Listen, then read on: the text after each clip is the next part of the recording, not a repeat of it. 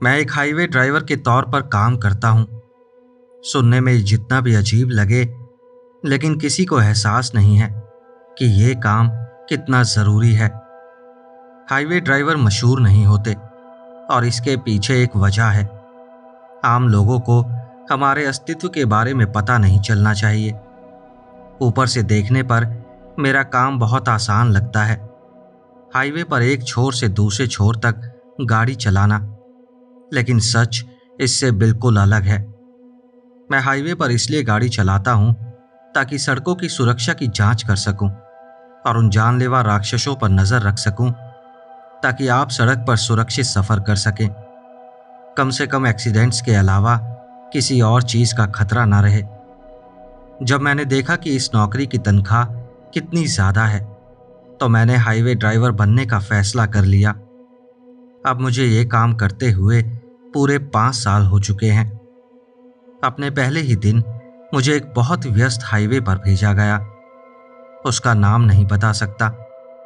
वहां पहुंचते ही मुझे सिर्फ उसी हाईवे के लिए बनाए गए कुछ नियम दिए गए। मुझे रात ठीक 9 बजे तक वहां पहुंचना था और कमान द्वारा संचालित चेक पॉइंट पर रुकना था। मुझे बिल्कुल भी अंदाजा नहीं था कि ये नौकरी किसी डरावने सपने जैसी साबित होगी। जैसे ही मैंने हाईवे पर गाड़ी चलाई, मुझे तुरंत एहसास हुआ कि सड़कें हद से ज्यादा सुनसान थीं। आमतौर पर इन सड़कों पर दिन रात गाड़ियों की भीड़ लगी रहती थी, लेकिन आज इन्हें पूरी तरह खाली देखकर मेरे मन में एक अजीब सी बेचैनी होने लगी। जब मैं चेक पॉइंट पर पहुंचा तो वहां ड्यूटी पर मौजूद स्टाफ ने बताया कि सड़क पर बैरिकेड्स लगाए गए हैं ताकि कोई आम नागरिक इन रोड टेस्ट के बीच ना आ सके। यह सुनकर मैं और भी उलझ गया। मैं 20 मिनट पहले ही पहुंच गया था, इसलिए स्टाफ रूम में बैठकर बिना किसी मकसद के अपने फोन पर स्क्रॉल करता रहा। मुझे बिल्कुल नहीं पता था कि आगे मेरे साथ क्या होने वाला है, लेकिन फिर भी मैंने खुद को सबसे बुरे हालात के लिए तैयार कर लिया था। मुझे स्थानीय पुलिस विभाग की दी हुई एक पुलिस कार चलानी थी और उनकी वर्दी भी पहननी थी। वर्दी पहनना मेरे लिए इतना मुश्किल साबित हुआ कि आखिरकार मुझे अपने एक सहकर्मी से मदद मांगनी पड़ी। इससे पहले कि मैं भूल जाऊं, ये रहे वो नियम जो मुझे दिए गए थे। Highway security agency. हम खतरे के बीच गाड़ी चलाते हैं ताकि आप सुरक्षित अपने घर पहुंच सके। एक्सप्रेसवे के लिए दिशा निर्देश। एक्सप्रेसवे की कुल लंबाई 100 किलोमीटर है। रूल नंबर 1, 1 से 10 किलोमीटर तक का रास्ता अपेक्षाकृत सुरक्षित है। इस हिस्से में आप सड़क के किनारे थोड़ी देर के लिए रुक सकते हैं, लेकिन परिस्थिति चाहे जैसी भी हो, आपको हर हाल में अपनी गाड़ी के अंदर रहने की सख्त सलाह दी जाती है। रूल नंबर 2, 10 से 15 किलोमीटर के बीच लेवल 0 की असामान्य घटनाएं शुरू हो जाएंगी। 11 किलोमीटर पर पहुंचते ही स्क्रीन की मदद से ये सुनिश्चित करें कि गाड़ी के सभी दरवाजे और खिड़कियां लॉक हैं और सभी इलेक्ट्रॉनिक सिस्टम सही तरह से काम कर रहे हैं। 13 से 14 किलोमीटर के बीच आपको अपने पीछे से एक या कई लोगों की आवाजें सुनाई दे सकती हैं, जबकि पैसेंजर सीटों पर कोई नहीं होगा। आप इन आवाजों का जवाब दे सकते हैं क्योंकि इन्हें फ्रेंडली माना गया है। 14 किलोमीटर तक पहुंचते पहुंचते वो एंटिटीज खुद बता देंगी कि वो जा रही हैं और जाते समय आपको दरवाजे लॉक रखने की याद भी दिलाएंगी। 15 किलोमीटर पर आपकी गाड़ी की खिड़कियों पर थपथपाने की आवाजें सुनाई दे सकती हैं। आप कुछ भी करें, लेकिन उन आवाजों को नजरअंदाज करें। तेज आवाज में संगीत चलाने से वो थपथपाने की आवाजें दब जाएंगी। अगर थपथपाने की आवाजें अचानक बंद हो जाएं, तो रेडियो की आवाज तुरंत कम कर दें। रूल नंबर 3, 15 से 25 किलोमीटर का हिस्सा संभावित रूप से सुरक्षित माना जाता है। इस दौरान आप जरूरत पड़ने पर टॉयलेट ब्रेक के लिए गाड़ी से बाहर निकल सकते हैं, लेकिन अपनी बंदूक हमेशा अपने साथ रखें और गाड़ी का इंजन चालू छोड़ें। अगर आपको अपने पीछे से किसी के चीखने की आवाज़ सुनाई दे तो 5 मिनट के अंदर हर हाल में वापस गाड़ी में बैठ जाएं, क्योंकि उस एंटिटी को आप तक पहुंचने में ठीक 5 मिनट लगते हैं। अगर आपने इंजन चालू नहीं छोड़ा था और अब वो स्टार्ट नहीं हो रहा है तो स्क्रीन के जरिए मेंटेनेंस सिस्टम चालू करें। इसमें लगभग 1 मिनट लगेगा, लेकिन ये सब 5 मिनट पूरे होने से पहले करना होगा। अगर 5 मिनट पूरे हो जाएं तो तुरंत आत्महत्या वाली गोली खा लें, क्योंकि उसके हाथों जो होगा उससे ये कहीं बेहतर अंजाम है। 23 से 25 किलोमीटर के बीच फिर से ये सुनिश्चित करें कि सभी दरवाजे और खिड़कियां लॉक हैं और सारे इलेक्ट्रॉनिक सिस्टम ठीक तरह से काम कर रहे हैं। Rule number 4, temporary auxiliary check point यानी TAC 50 किलोमीटर पर होगा, यानी यहाँ से और 25 किलोमीटर आगे। 25 से 40 किलोमीटर के बीच आपको लेवल 1 की ज़्यादा खतरनाक असामान्य घटनाओं का सामना करना पड़ेगा। 25 से 30 किलोमीटर के बीच आपको सड़क के किनारे आपकी ही तरह की वर्दी पहने एक आदमी दिखाई देगा। वो आपकी जैसी ही एक पेट्रोल कार के पास खड़ा होगा। वो व्यक्ति एक हाईवे मैनेजर होगा जो आपकी सुरक्षा और स्थिति की जांच करेगा। अगर आपको दिखाई देने वाला व्यक्ति ऊपर दिए गए विवरण से ज़रा भी अलग हो तो तुरंत वहां से गाड़ी भगा दें और पीछे मुड़कर बिल्कुल भी ना देखें। अगर वो आपको हाथ देकर रुकने का इशारा करे तो गाड़ी रोकें और उसे अंदर बैठने दें। वो आपकी सुरक्षा और आपकी हालत से जुड़े सवाल पूछेगा। उन सभी का ईमानदारी से जवाब दें। वो आपके साथ गाड़ी में तब तक रहेगा जब तक आप TAC नहीं पहुंच जाते। लेकिन अगर वो कोई भी निजी या अजीब सवाल पूछे तो तुरंत सहायता बटन दबाएं। अगर वो व्यक्ति बताए गए विवरण से मेल नहीं खाता, जैसे उसकी वर्दी खून से सनी हो, उसकी गाड़ी पर कोई निशान ना हो, या वो पूरी तरह काले कपड़ों में हो और उसके पास कोई गाड़ी ही ना हो, तो समझ जाइए कि आप तुरंत जानलेवा खतरे में हैं। जितनी तेज हो सके वहां से भाग निकलें। वो एंटिटी आपका पीछा पैदल भी कर सकती है या गाड़ी से भी। ऐसी स्थिति में सड़क पर स्पाइक्स बिछाएं या उस पर गोली चलाएं। वो आपका पीछा तभी छोड़ेगी जब आप 30.5 किलोमीटर वाले मोड़ तक पहुंच जाएंगे। इसलिए उसे धीमा करना ही आपका एकमात्र विकल्प है। अगर वो आदमी कोई भी ऐसा सवाल पूछे जिसका जिक्र नियमों में नहीं है तो समझ जाइए कि आप खतरे में हैं। ऐसे सवालों का बिल्कुल जवाब मत दें। जैसे ही आपको एहसास हो, बिना उस एंटिटी का ध्यान खींचे तुरंत सहायता बटन दबाएं। सुबह ऑक्सिलरी पेट्रोल कार वहां आकर आपकी लाश उठा ले जाएगी। 40 से 48 किलोमीटर के बीच अगर रेडियो से सिर्फ खरखराहट की आवाज़ आने लगे तो उसे बंद मत करें। तुरंत गाड़ी रोकें और अपनी आंखें बंद कर लें। किसी भी हालत में उन्हें खोलें मत। अगर कोई आपका नाम लेकर पुकारे तब भी उसे अनसुना करें। वो इंसान नहीं बल्कि एंटिटीज हैं। जब आपको अपने बाएं कंधे पर हल्की सी थपकी महसूस हो, ध्यान रहे वो एंटिटीज कभी थपकी नहीं देती। तभी दोबारा गाड़ी चलाना सुरक्षित होगा। अगर आपको पिछली सीटों पर लोग बैठे दिखाई दें तो अपनी नज़र सिर्फ सड़क पर रखें और उनकी मौजूदगी को पूरी तरह नज़रअंदाज करें। अगर उनमें से कोई चीखना शुरू कर दे तो इसका मतलब है कि उन्हें पता लग गया है कि आपने उन्हें देख लिया है। वो पलटकर हमला करें उससे पहले ही उन एंटिटीज पर तुरंत गोली चला दें। इस दौरान मैनेजर आपकी मदद करेगा। जब वो मर जाएं तो उनकी लाशें सड़क पर ही छोड़ दें।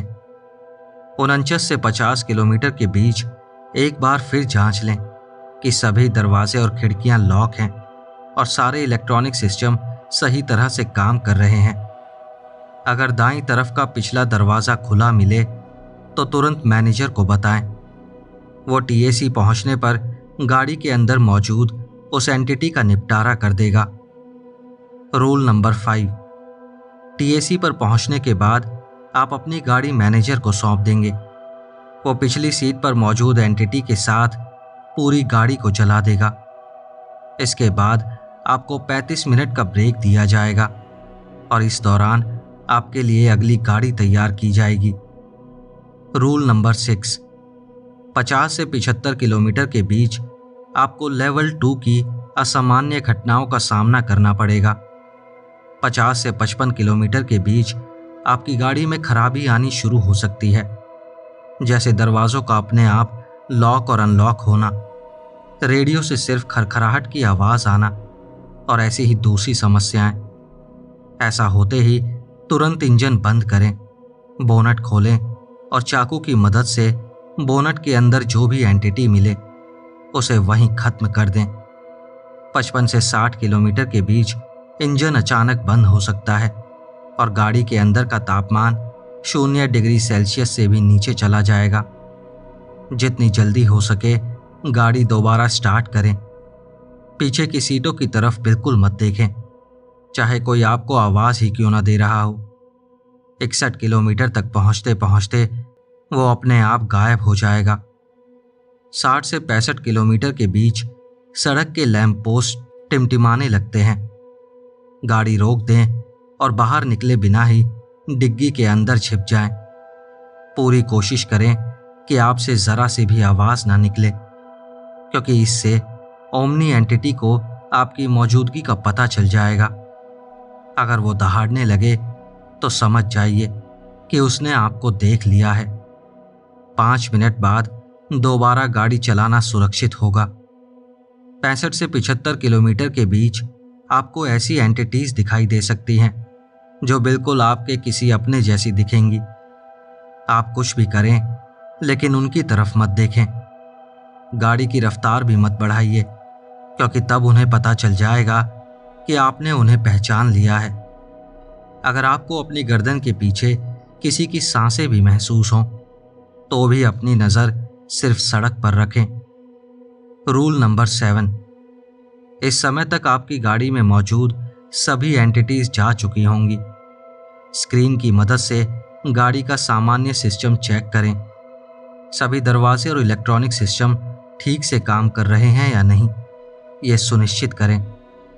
75 से 100 किलोमीटर के बीच आपको लेवल 2 और लेवल 3 की असामान्य घटनाओं का सामना करना पड़ सकता है।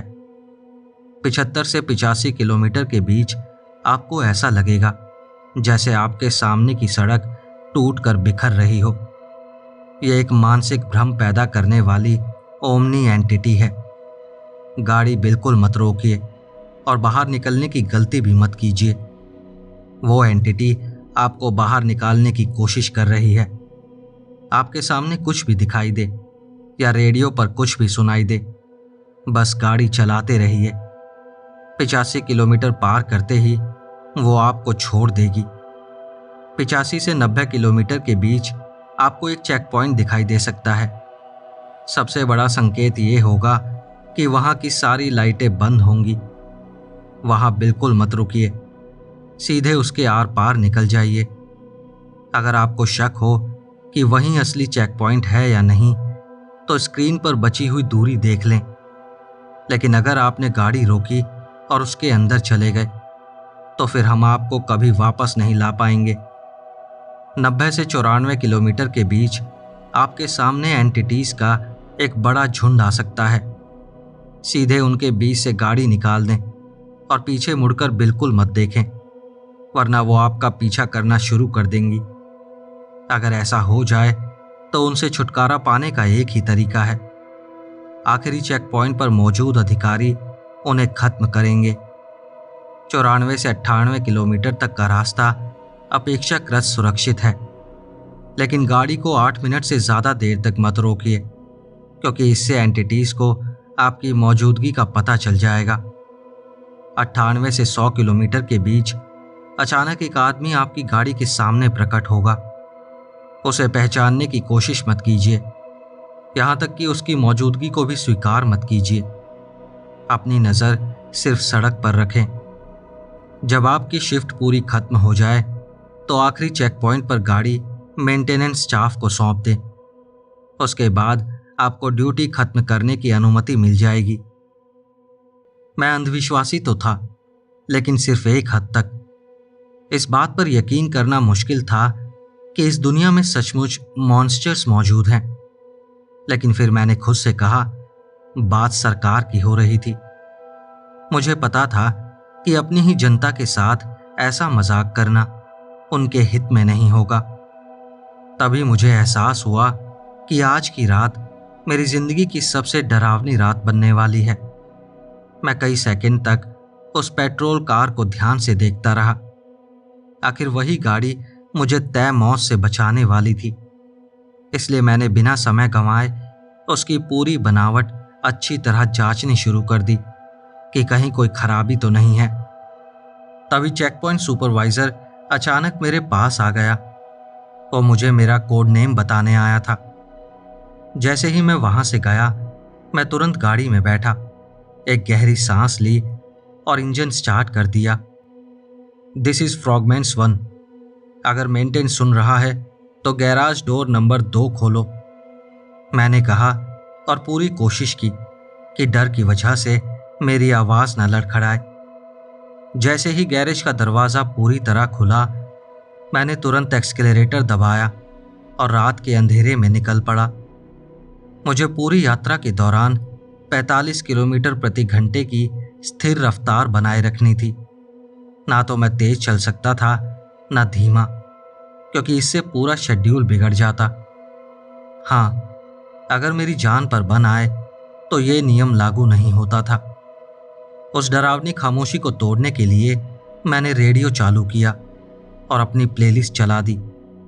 फिलहाल वही मेरा साथी थी, कम से कम तब तक जब तक रूल नंबर 4 वाले हिस्से तक नहीं पहुंच जाता।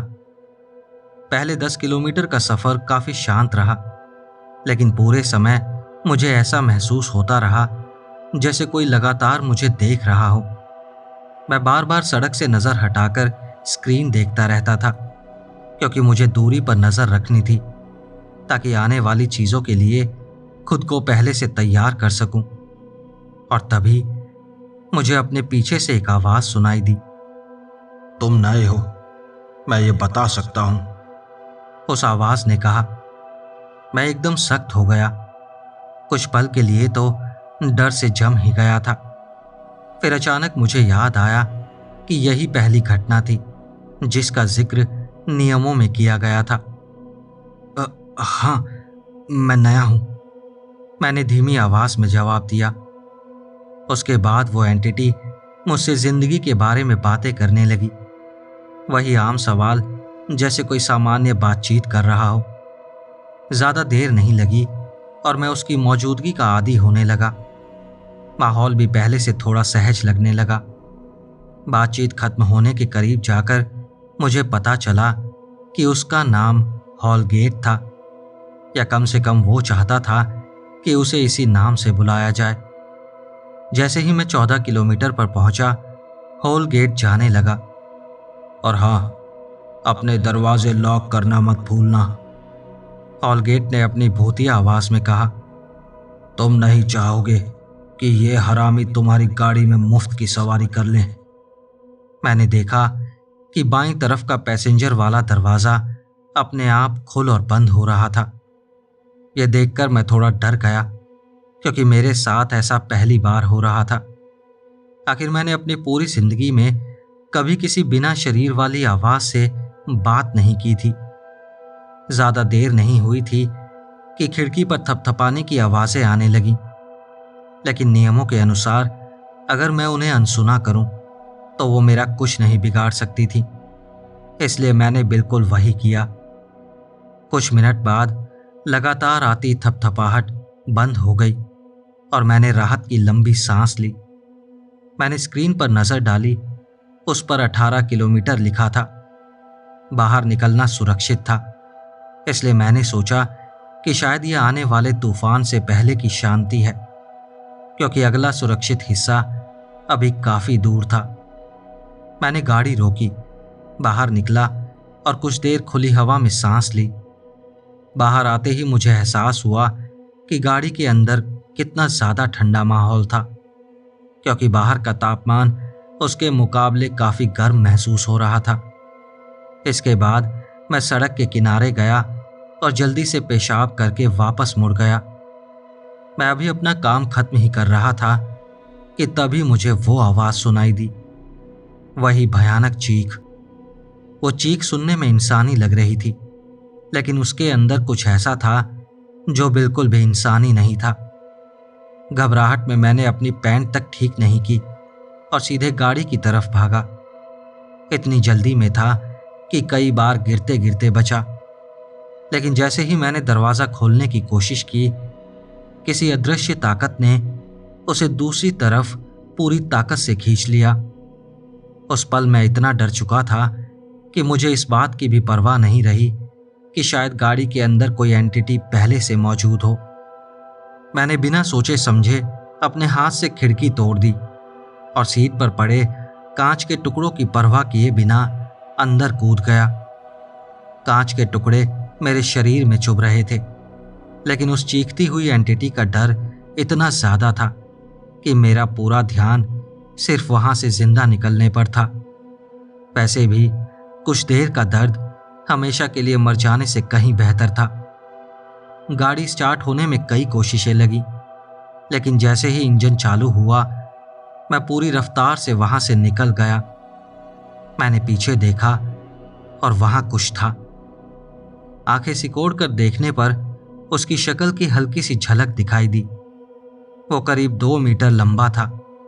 उसका शरीर बहुत दुबला, असामान्य रूप से लंबा और उसकी चमड़ी बिल्कुल पीली थी। वो बार बार इतनी जोर से चीख रहा था कि कान सुन्न हो जाएं, और हर चीख मुझे यही यकीन दिला रही थी कि वहां से भागना ही सबसे सही फैसला था। कुछ ही सेकंड बाद मुझे एहसास हुआ कि जितनी देर मैं उसे देख रहा था, वो चारों हाथों पैरों के बल रेंग रहा था। फिर वो अचानक खड़ा हो गया और दौड़ने लगा। उसके दोनों हाथ किसी ढीली गुड़िया की तरह पीछे झूल रहे थे, जबकि उसके पैर एक एक कदम में कई मीटर की दूरी तय कर रहे थे। उसके खड़े होते ही उसका असली आकार सामने आया।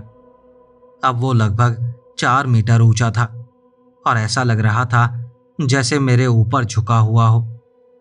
मुझे पूरा यकीन हो गया था कि यही मेरी मौत बनेगा। वो गाड़ी से मुश्किल से 100 मीटर दूर था और टीएसी पहुंचने से पहले ही मुझे खा जाएगा। आखिरी उम्मीद के तौर पर मैंने अपनी पिस्तौल निकाली और बिना ठीक से निशाना लगाए उस पर गोलियां चला दी, और उसी पल उसकी चीखें बंद हो गईं। मैंने टूटी हुई खिड़की से पीछे देखा। वो चीज जमीन पर गिर चुकी थी।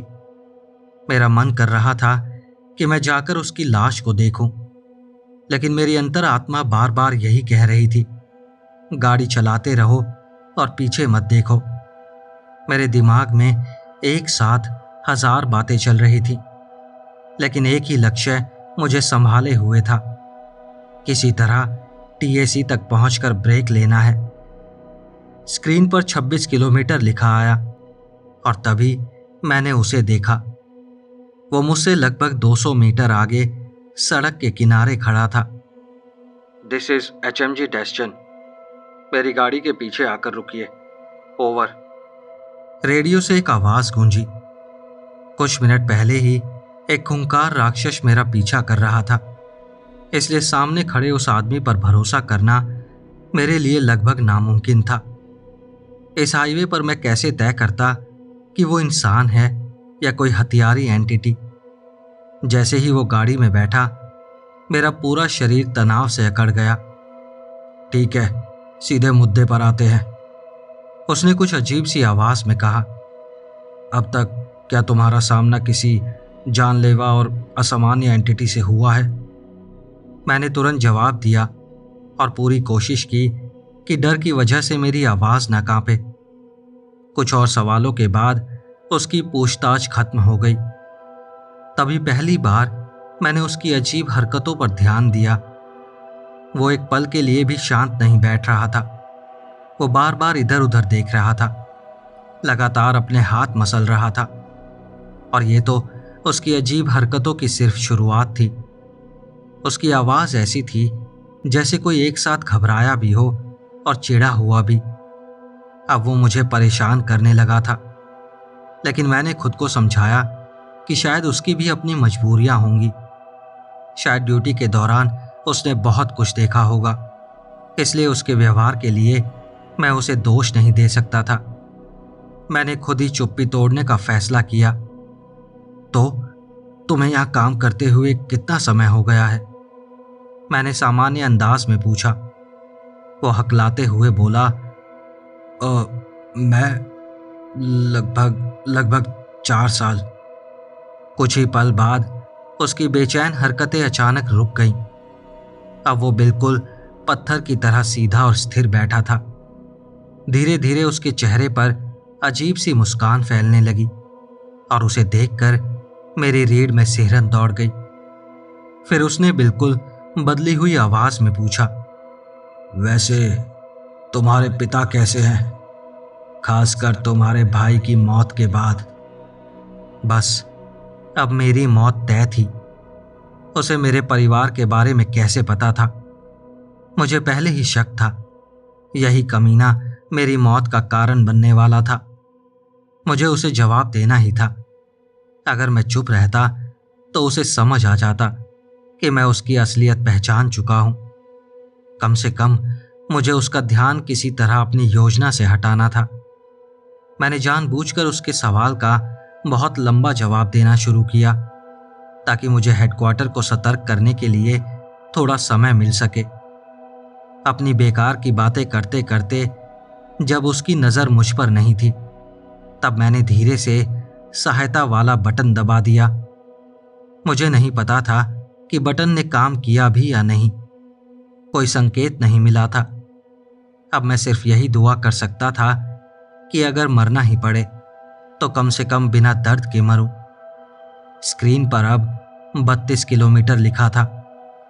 पता नहीं क्यों, लेकिन अचानक मेरे अंदर जीने की जबरदस्त इच्छा जाग उठी। मुझे हर हाल में ये शिफ्ट पूरी करके जिंदा बचना था। मेरी योजना साफ थी, किसी तरह इस चीज को गाड़ी से बाहर फेंकना था।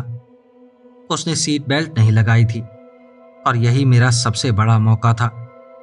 फिर उससे जितना दूर जा सकूं उतना दूर निकल जाना था। योजना बहुत जोखिम भरी थी, लेकिन मेरे पास दूसरा कोई रास्ता नहीं था। जैसे ही उसकी नज़र मुझसे हटी, मैंने बाईं तरफ का दरवाज़ा अनलॉक किया और अपनी योजना पर अमल शुरू कर दिया। मैंने अचानक जोर से ब्रेक लगाया। उसी पल अपना बायां हाथ बढ़ाकर उसकी तरफ वाला दरवाज़ा खोला और पूरी ताकत से उसे बाहर की ओर धक्का दे दिया। अचानक लगे ब्रेक और अपनी पूरी ताकत की वजह से मैं उसे गाड़ी से बाहर धकेलने में सफल हो गया। लेकिन कहानी यहीं खत्म नहीं हुई। वो चीज़ तुरंत उठी और पूरी रफ्तार से मेरी तरफ दौड़ने लगी। बस यही मेरा इशारा था कि अब बिना एक सेकंड गंवाए वहां से भागना है। किस्मत से मैं अगली घटना वाले हिस्से तक पहुंचने से पहले ही उस एंटिटी से पीछा छुड़ाने में कामयाब हो गया था। इस पूरी अफरा तफरी में मुझे ध्यान ही नहीं रहा कि रेडियो से आती खरखराहट धीरे धीरे इंसानी आवाज़ों में बदल चुकी थी। असल में कम्युनिकेशन डिपार्टमेंट काफ़ी देर से मुझसे संपर्क करने की कोशिश कर रहा था। फ्रॉक्समैन 1, हम तुम्हें काफ़ी देर से चेतावनी देने की कोशिश कर रहे थे कि जो मैनेजर की गाड़ी तुमने देखी थी वो आधिकारिक गाड़ी नहीं थी, लेकिन हम तुमसे संपर्क नहीं कर पाए। रेडियो से घबराई हुई आवाज़ आई। लगता है तुम पहले ऐसे ड्राइवर हो जो उस घटना से जिंदा बचकर निकला है। सुपरवाइजर टीएसी पर तुमसे बात करना चाहता है। मैंने सिर्फ इतना कहा, रॉजर। लेकिन अंदर ही अंदर मुझे इस बात की बहुत राहत थी कि जिस घटना को मैंने अपनी जिंदगी का आखिरी पल समझ लिया था, उससे मैं जिंदा बच निकला। स्क्रीन पर 45 किलोमीटर दिख रहा था। नियमों के मुताबिक यहीं रेडियो की खरखराहट वाली घटना होनी थी, लेकिन कुछ भी नहीं हुआ। मैं अभी राहत की सांस ही ले रहा था कि अगले ही पल रेडियो से आती हल्की खरखराहट धीरे धीरे एक भयानक चीख में बदलने लगी। मैंने तुरंत इंजन बंद किया, खुद को संभाल कर सीट पर टिकाया और अपनी आंखें बंद कर ली। अब मेरे पास बस एक ही काम था, अपने बाएं कंधे पर थपकी महसूस होने का इंतजार करना। लेकिन तभी मुझे याद आया, मैनेजर तो अब गाड़ी में था ही नहीं। रूल्स में इस स्थिति का कोई जिक्र ही नहीं था और यही बात मुझे और ज्यादा डरा रही थी, क्योंकि अब मुझे यह भी नहीं पता था कि मैं अपनी आंखें कब खोल सकता हूं। मुझे नहीं पता कि मैं कितनी देर तक यूं ही बैठा रहा, उस डरावने शोर के खत्म होने का इंतजार करता रहा। रेडियो की लगातार आती खरखराहट धीरे धीरे ऐसी आवाजों में बदल गई जैसे कई मॉन्स्टर्स मिलकर कोई अजीब मंत्र दोहरा रहे हों। शब्द समझ में नहीं आ रहे थे, लेकिन इतना जरूर था कि मैंने ऐसी किसी चीज की बिल्कुल भी उम्मीद नहीं की थी। जितनी ज्यादा मैं उन आवाजों को समझने की कोशिश करता, रेडियो उतना ही जोर से बजने लगता। आखिरकार वो इतना तेज हो गया कि मैं और सह नहीं पाया। मैंने मजबूर होकर नियम तोड़ने का फैसला किया और रेडियो बंद कर दिया, क्योंकि अब उसमें सिर्फ खरखराहट नहीं थी, उसमें कुछ और ही था। मुझे बिल्कुल उम्मीद नहीं थी कि ये काम करेगा, लेकिन कर गया। सारी आवाजें अचानक बंद हो गईं। मेरे चेहरे पर छाया हुआ डर धीरे धीरे राहत की मुस्कान में बदल गया। हाईवे की उन अलौकिक डरावनी चीजों पर मिली इस छोटी सी जीत का जश्न मनाने में मैंने समय बर्बाद नहीं किया और तुरंत गाड़ी आगे बढ़ा दी। अगले कुछ किलोमीटर तक कम से कम कोई नई मुसीबत नहीं आई। 49 किलोमीटर पर पहुंचकर मैं गाड़ी से उतरा। पिछली कुछ घटनाओं का डर अभी भी मेरे अंदर था। मैंने नियमों के मुताबिक गाड़ी के दरवाजे और इलेक्ट्रॉनिक सिस्टम की जांच की। खुशकिस्मती से सब कुछ ठीक था और इस बार मुझे किसी और मॉन्स्टर से अकेले नहीं भिड़ना पड़ा। इसके बाद मैं सीधे टीएसी पहुंचा। वहां मौजूद कर्मचारियों को गाड़ी सौंपी और फिर ब्रेक रूम की तरफ चला गया। मेरे पास खुद को संभालने के लिए पूरे 35 मिनट थे। चाहूं तो थोड़ी देर सो सकता था, कुछ हल्का फुल्का खा सकता था या फोन चलाकर समय काट सकता था, लेकिन मैंने इनमें से कुछ भी नहीं किया। मैं वहां मौजूद कर्मचारियों से बात करने लगा। लगता है तुम यहां नए हो, एक बुजुर्ग आदमी ने पूछा। उसने सफाई कर्मचारी की वर्दी पहन रखी थी। पूरे ब्रेक रूम में वही अकेला फर्श साफ कर रहा था, इसलिए मैंने मान लिया कि वही टीएसी का इकलौता सफाई कर्मी होगा। बात करते करते मेरी नजर उसके चेहरे पर पड़े एक बड़े और गहरे निशान पर गई। मैंने बिना सोचे पूछ लिया कि यह निशान उसे कैसे लगा, और तब पता चला कि लगभग 50 साल पहले जब यह एजेंसी पहली बार बनी थी, तब वो भी मेरी तरह एक हाईवे ड्राइवर हुआ करता था। अपनी आखिरी कुछ पेट्रोल ड्यूटी में से एक के दौरान उसका सामना ऐसी खतरनाक एंटिटी से हुआ जिसका जिक्र नियमों में कहीं नहीं था। उस चीज ने उसकी पेट्रोल कार पूरी तरह तबाह कर दी और उसे बुरी तरह घायल कर दिया। खुशकिस्मती से उसे समय रहते हेलीकॉप्टर से अस्पताल पहुंचाया गया और उसकी जान बच गई, लेकिन उस जीव ने उसके शरीर को इतना नुकसान पहुंचाया था कि वो दोबारा कभी ड्यूटी पर नहीं लौट सका। और बस ऐसे में हाईवे ड्राइवर से सफाई कर्मी बन गया।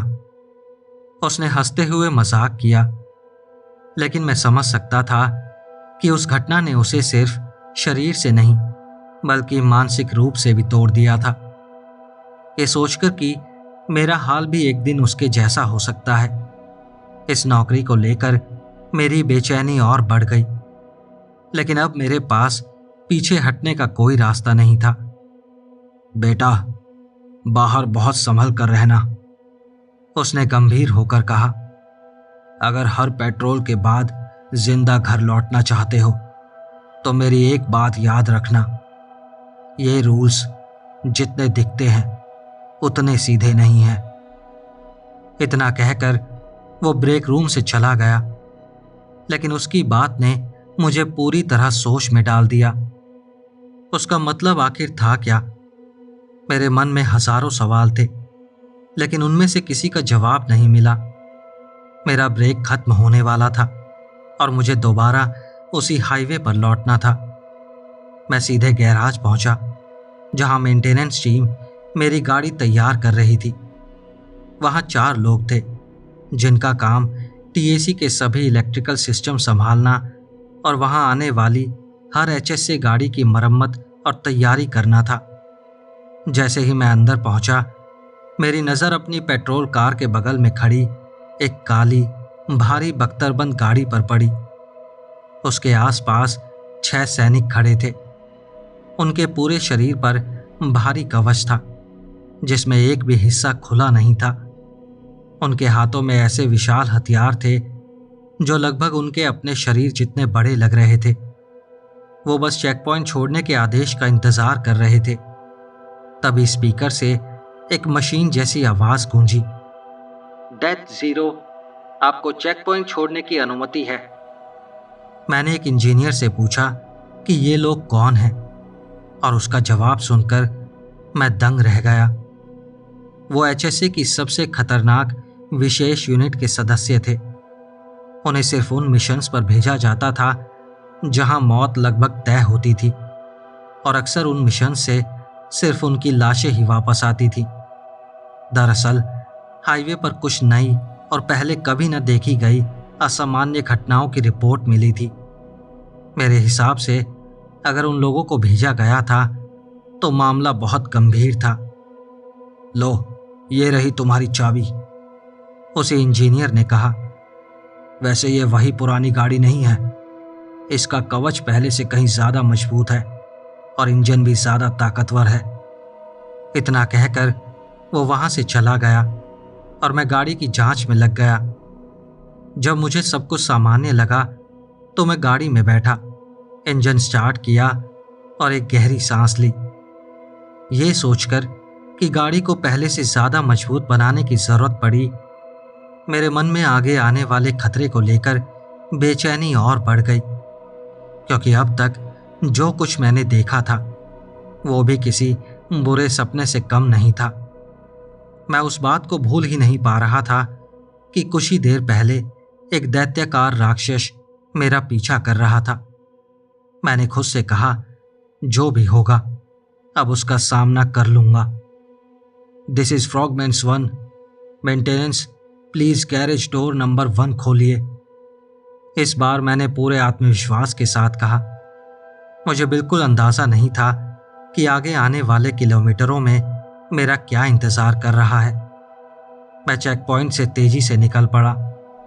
रूल्स के हिसाब से आगे का सफर लंबा और जानलेवा होने वाला था, लेकिन अब मेरे मन में एक अजीब सा संदेह पैदा हो चुका था। उस बुजुर्ग की कही हुई बात बार बार मेरे दिमाग में घूम रही थी। पता नहीं क्यों, लेकिन मेरा दिल कह रहा था कि उसकी सलाह को हल्के में नहीं लेना चाहिए। आखिर अगर वो इतने साल तक इस अभिशप्त नौकरी में जिंदा रह सका था, तो शायद उसकी बातों में सचमुच कुछ सच्चाई थी। मैं 52 किलोमीटर के करीब पहुंच ही रहा था कि गाड़ी की हेडलाइट्स अपने आप गड़बड़ाने लगी। मुझे तुरंत समझ आ गया कि अब क्या करना है। मैंने गाड़ी धीमी की, उसे रोका और इंजन चालू छोड़कर बाहर निकल आया। हाथ में चाकू लेकर मैंने बोनट खोला। मुझे उम्मीद थी कि अंदर कोई डरावना जीव मिलेगा, लेकिन जो मैंने देखा वो उससे भी कहीं ज्यादा भयानक था। वहां एक छोटा सा इंसानी सर पड़ा था। उसका कोई शरीर नहीं था, फिर भी वो अपनी नाक से ऐसे भारी भारी सांसें ले रहा था जैसे कई सालों से लगातार सिगरेट पीने वाला कोई आदमी हो। ये कैसे मुमकिन था, मैं समझ नहीं पा रहा था। उसके गालों पर लाल रंग के आंसू बह रहे थे और वो मुझसे विनती कर रहा था कि मैं उसे मार डालूं, और मैंने बिना एक पल गंवाए बिल्कुल वैसा ही किया। मैंने उसके अवशेष सड़क किनारे फेंके और फिर वापस गाड़ी में बैठकर आगे बढ़ गया। ऐसा लगा जैसे बहुत लंबा समय बीत गया हो। आखिरकार मैं 57 किलोमीटर पर पहुंचा और मुझे पता था कि अब अगली डरावनी घटना शुरू होने वाली है। मैं पहले से ही जमा देने वाली ठंड के लिए तैयार हो रहा था। एक हाथ से जैकेट पहन रहा था और साथ ही सड़क पर नजर भी रखे हुए था। फिर बिना किसी चेतावनी के इंजन अचानक बंद हो गया, बिल्कुल वैसे ही जैसा रूल्स में लिखा था। मैंने तुरंत इंजन दोबारा स्टार्ट करने की कोशिश शुरू कर दी, ठंड को पूरी तरह नजरअंदाज कर दिया। और तभी पीछे मुड़ो, एक बर्फ जैसी ठंडी आवाज मेरे कान के ठीक पीछे फुसफुसाई। जितना मैं उसे सुनने लगा, उसकी आवाज उतनी ही तेज होती गई। मेरे हाथ जैसे वहीं जम गए। उस आवाज ने जैसे मुझे सम्मोहित कर लिया था। मेरा सर अपने आप पीछे मुड़ने लगा, लेकिन मैं इतना भी मूर्ख नहीं था। मैंने अपनी पूरी मानसिक ताकत लगाकर उस अभिशप्त आवाज का असर तोड़ा और आखिरकार इंजन स्टार्ट करने में सफल हो गया। मैंने पूरी ताकत से एस्केलेरेटर दबा दिया। इंजन जोर से गरजा और गाड़ी आगे उछल पड़ी। मुझे सिर्फ 4 किलोमीटर और निकालने थे। उसके बाद पीछे बैठी वो चीज गायब हो जाती, इसलिए मुझे हर हाल में जल्दी करनी थी। खुद को शांत रखना और उस आवाज को अनसुना करना किसी मानसिक युद्ध से कम नहीं था। मुझे पता था कि मैं अकेले ये लड़ाई नहीं जीत पाऊंगा, इसलिए मैंने रेडियो चालू कर दिया और गाड़ी की खिड़कियां भी खोल दी ताकि बाहर की असहनीय ठंड अंदर आ जाए। अजीब बात थी, ये तरीका काम तो कर गया, लेकिन वो एंटिटी और जोर से और गुस्से से चीखने लगी। वो सफर बहुत मुश्किल था, लेकिन आखिरकार मैं 61 किलोमीटर तक पहुंच गया और उसी पल पीछे बैठी वो मनहूस चीज अचानक गायब हो गई। जैसे ही लगा कि खतरा टल गया है, तभी अगली मुसीबत शुरू हो गई।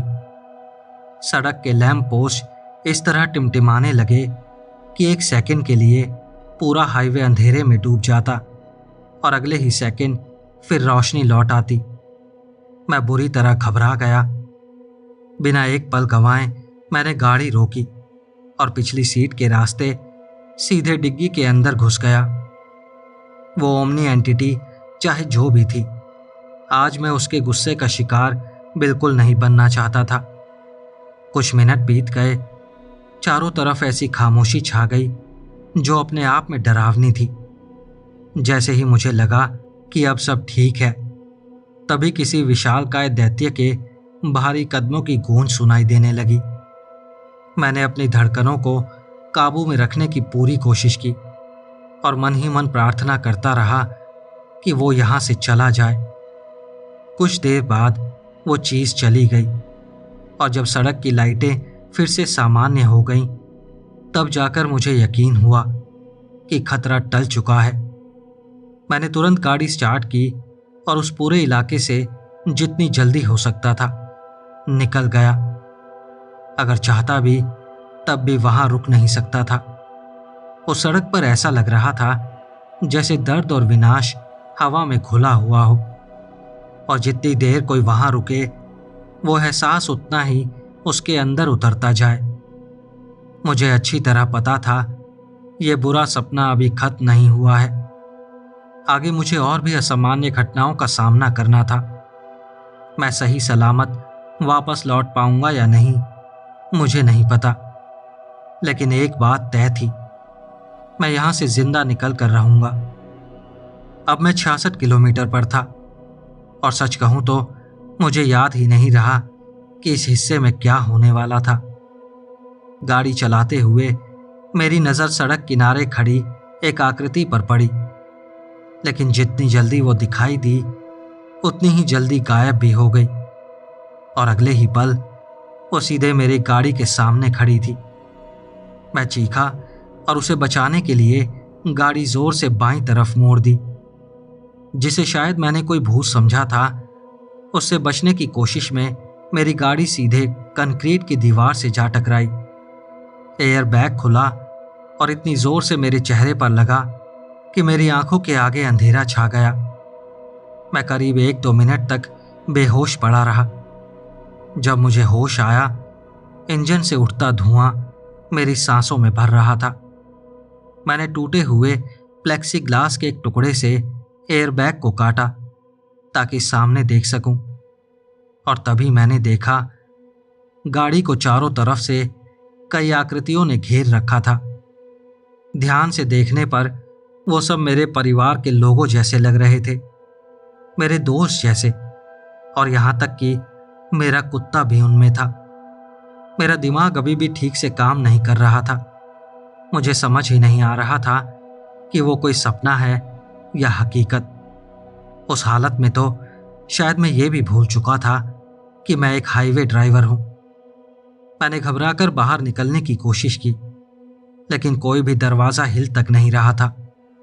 तभी मेरी हाई स्कूल वाली क्रश गाड़ी के धुएं से बने कोहरे में से बाहर निकली और धीरे धीरे मेरी तरफ आने लगी।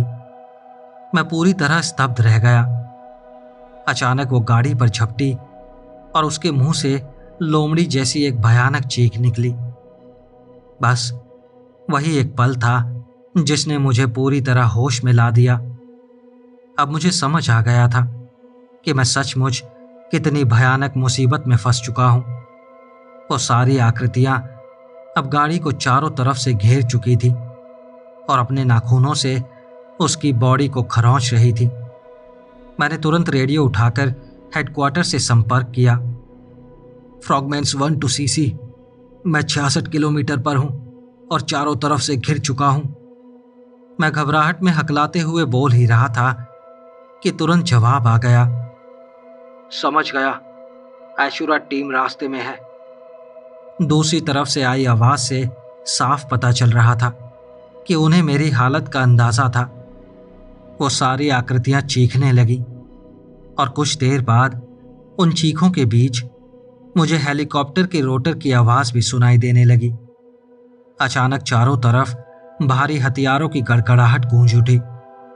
कुछ ही सेकंड में वो सारी आकृतियां जो अभी तक गाड़ी को घेरे हुए थीं, खून के लाल छींटों में बदल गईं।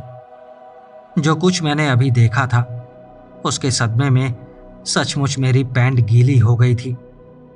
टूटी हुई सनरूफ से मैंने ऊपर देखा। एक हेलीकॉप्टर हवा में मंडरा रहा था। उससे रस्सियों के सहारे 3 लोग नीचे उतर रहे थे। उन्होंने काले रंग का भारी कवच पहन रखा था और उनकी जैकेट के पीछे बड़े अक्षरों में लिखा था HSA एक्सटर्मिनेशन डिवीजन। उन्होंने मेरे हाथों में धंसे कांच के टुकड़े और घाव देखे। बिना समय गंवाए मुझे गाड़ी से बाहर निकाला और रस्सियों के सहारे वापस हेलीकॉप्टर में ले गए। हेलीकॉप्टर से नीचे झांकते हुए मैंने देखा हाईवे के किनारे बनी कंक्रीट की दीवार के अंदर से एक दूसरी पेट्रोल कार बाहर निकली और मेरी जलती हुई गाड़ी के पास से गुजर गई। मुझे उस समय इसका बिल्कुल अंदाजा नहीं था, लेकिन वो नया हाईवे ड्राइवर था जो मेरी अधूरी शिफ्ट पूरी करने आया था। जैसे ही उन्होंने मुझे हेलीकॉप्टर के फर्श पर लिटाया, उनमें से एक आदमी तुरंत मेरे घावों का इलाज करने लगा। उस समय मेरे शरीर में एड्रेनलिन इतना ज़्यादा था कि मुझे दर्द का लगभग कोई एहसास ही नहीं हो रहा था। मैंने उसकी बाह पर लगा बैज देखा।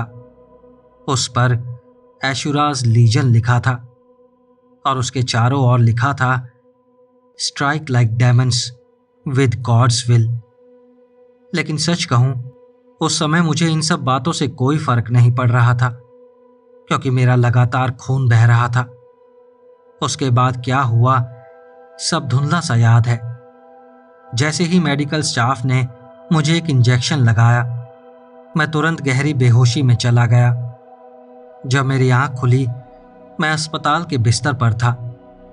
कमरे में ऐशुरा टीम का एक ऑपरेटिव मौजूद था और उसके साथ शायद एक डॉक्टर भी था। जैसे ही डॉक्टर ने मुझे उठकर बैठते देखा, वो तुरंत कमरे से बाहर चला गया। फिर दूसरा आदमी मुझसे बात करने लगा। पूरी बातचीत बताने का कोई मतलब नहीं है। बस इतना समझ लीजिए कि वो HSC एक्सटर्मिनेशन डिवीजन की हॉक 2 यूनिट का सदस्य था, जिसका कोड नेम एशुरास लीजन था।